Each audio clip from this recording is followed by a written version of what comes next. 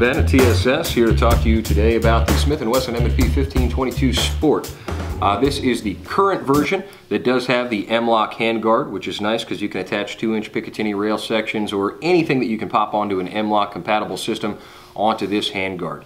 It also does include Magpul backup sights, which we took off of this one to use for something else. We just have a cheap TrueGlow optic on here right now, and that's good enough for a 22 for what we're going to do with it.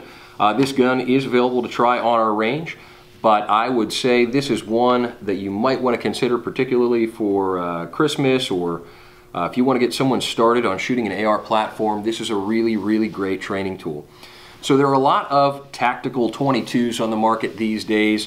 But what I appreciate about the Smith and Wesson M&P 1522, as opposed to some of the other tactical 22s out there, are you have a charging handle that is actually functional, as opposed to some of the others like the Mossberg 715T. The bolt release here on a lot of the HK branded, made by Walther 22s, this doesn't actually do anything. On the Smith and Wesson M&P 1522, this is actually functional. So the mechanics, the charging handle, the bolt release, the safety selector, those are all actually the operations that you're going to perform when you're running an actual AR. So besides the fact that it's a good, inexpensive, fun way to get some target practice, it's a really good training tool if you're running an AR, and it's not going to break the bank.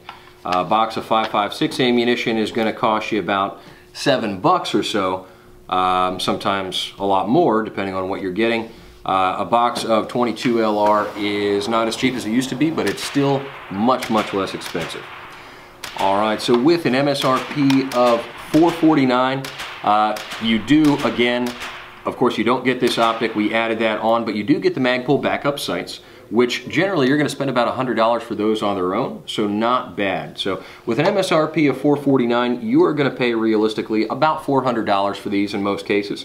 But that is a great deal. Now they do have a lot of camo options, and they also have options that have other Magpul furniture. Instead of the standard carbine buttstock and pistol grip here, you have the option of some Magpul furniture. Of course, you could change these out with whatever you like.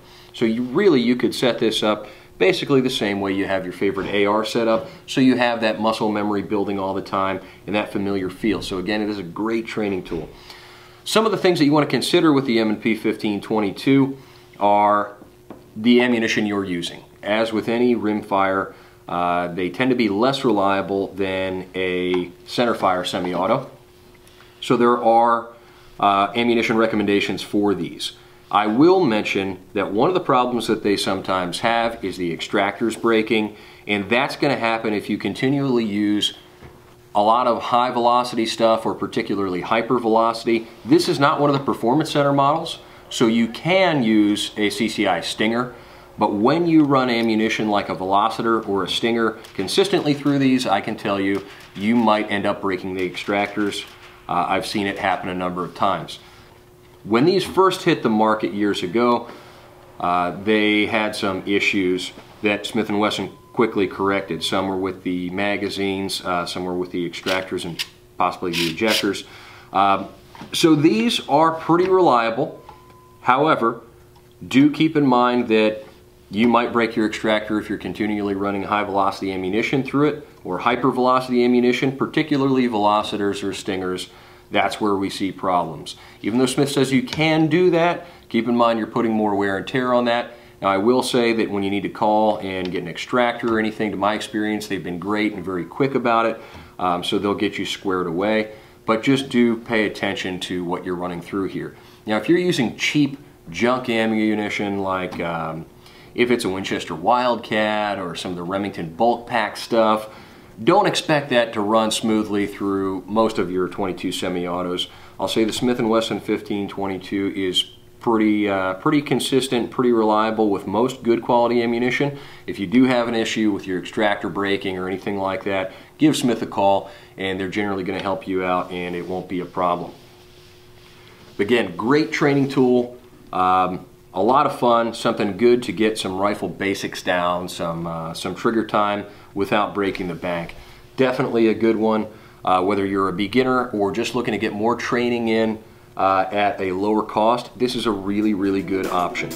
I'm Ben with TSS. Thanks for joining us today. Come in and try this out on the range and see if you want to pick up one for yourself.